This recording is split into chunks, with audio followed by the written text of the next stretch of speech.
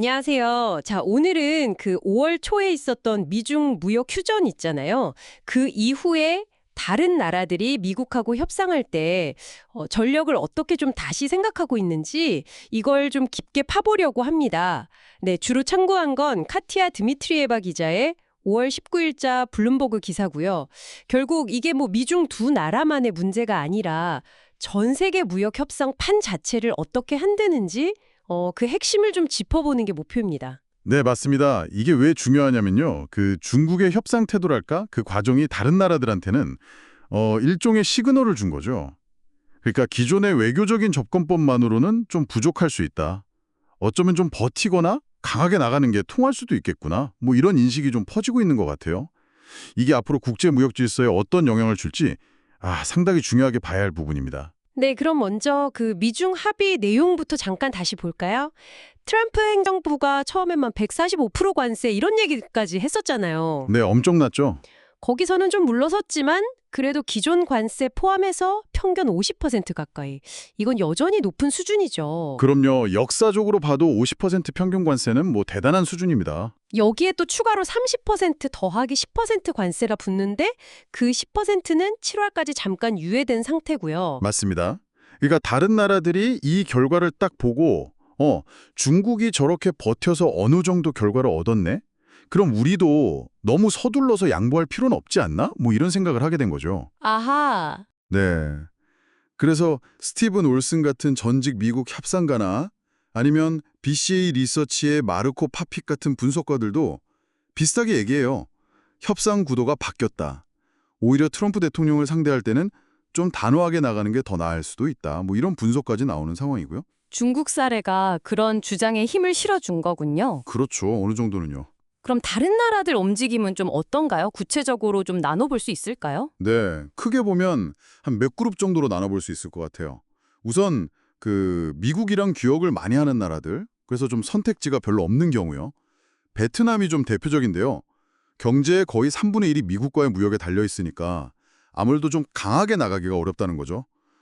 말은 할 수 있어도 실제 카드가 별로 없는. 그렇군요. 그럼 반대로 좀 시간을 벌거나 다른 수를 생각하는 나라들도 있겠네요? 네, 있습니다. 일본이 딱 그런 경우죠. 원래는 6월에 빨리 끝내고 싶어 했는데 네네. 지금은 약간 분위기가 바뀌어서 굳이 서두를 필요 있나? 7월 이후로 좀 보자. 이런 움직임이 보여요. 아, EU 쪽도 좀 비슷해요. 미중 합의 결과를 보면서 저건 뭐 높은 관세만 남았지 미국이 딱히 얻은 것도 별로 없는 거 아니야? 약간 이런 시각도 있고요. 발티스 돈브로브스키스 집행위원 같은 경우는 무역 환경이 너무 이렇게 조각나는 거 아니냐 우려하기도 했고요. 남미 쪽도 좀 재밌는 것 같아요. 브라질이나 콜롬비아 같은 경우. 맞아요. 거기는 또 다른 길을 가는 거죠. 브라질 룰라 대통령은 중국하고 막 30개 넘는 협정을 맺고 콜롬비아 페트로 대통령은 아예 중국의 그 1대1로 사업에 참여하기로 했고요. 물론 뭐 미국 눈치를 아예 안 보는 건 아니겠지만 그래도 중국이랑 관계를 강화하면서 좀 균형을 잡으려는 시도죠. 이런 변화가 단순히 중국 때문만은 아니겠죠? 미국 내부 상황도 영향이 있을 것 같은데요? 네, 그것도 중요한 지점입니다. 노무라 홀딩스의 로버트 수바라만 같은 분석가는 관세 때문에 미국 경제도 부담을 느끼고 있다. 이걸 지적하거든요. 음. 근데 또 싱가포르 국립대의 버트 호프만 교수처럼 모든 나라가 중국처럼 강하게 나갈 수는 없다. 이런 분석도 있고요. 결국에는 각 나라가 가진 그 레버리지 있잖아요. 협상력. 이게 핵심이라는 거죠. 아, 레버리지? 그게 구체적으로 어떤 걸 말하는 걸까요? 뭐 중국처럼 시장이 엄청 크다거나 아니면 다른 좀 창의적인 방법이 필요할 수도 있고요. 무디스 애널리틱스의 카트리나 L 분석이 좀 흥미로운데 EU나 싱가포르, 한국, 일본 같은 나라들은요. 미국 상대로 상품 무역에서는 적자일지 몰라도 서비스 무역에서는 미국이 오히려 적자라는 거예요. 아, 서비스 무역이요? 금융이나 관광 같은 거요? 네, 그렇죠.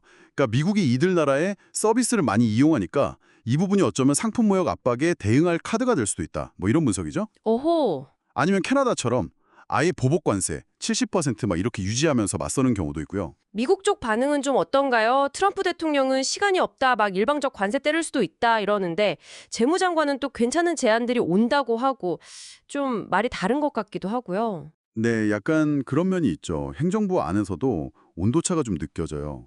트럼프 대통령은 막 150개국이랑 다 협상해야 하는데 시간이 없다, 좀 압박하는 느낌이라면 스콧 베센트 재무장관이나 하워드 루튼이 상무장관 같은 경우는 일본이나 한국, EU 같은 주요국들이랑은 좀 시간이 걸릴 수 있다, 이렇게 좀 인정하는 분위기거든요. 베센트 장관은 뭐 관세나 비관세 장벽 늦춰라, 환율 조작하지 마라, 이런 구체적인 요구사항도 언급하면서 협상의 여지는 열어두고 있고요. 자, 그럼 오늘 쭉 들어보니까 핵심은 이거네요. 미중 무역 휴전이 다른 나라들한테 미국이랑 협상할 때 꼭 서두를 필요는 없겠네. 우리 카드 한번 다시 보자. 이런 생각을 하게 만들었다는 거. 맞습니다. 그래서 각자 가진 레버리지를 다시 계산해보고 더 신중해지거나 아니면 좀 더 강하게 나가거나 이런 연쇄 반응이 나타나고 있다. 이렇게 정리할 수 있겠네요. 정확합니다. 여기서 이제 여러분께서 좀 생각해 보실 지점은 이거예요. 앞으로 국제무역 협상이라는 게 결국은 각국의 힘, 그리고 굉장히 전략적인 계산, 이런 것들이 더 노골적으로 부딪힐 거라는 거죠. 그럼 이런 상황에서 앞으로 새로운 세계무역 질서는 어떤 모습으로 만들어질까? 또 그 과정에서 생기는 갈등이나 조정이 우리 경제에는 장기적으로 어떤 변화를 가져올까? 이런 질문들을 계속 던져보는 것, 이게 이번 분석 자료가 우리에게 주는 가장 중요한 시사점이 아닐까 싶습니다.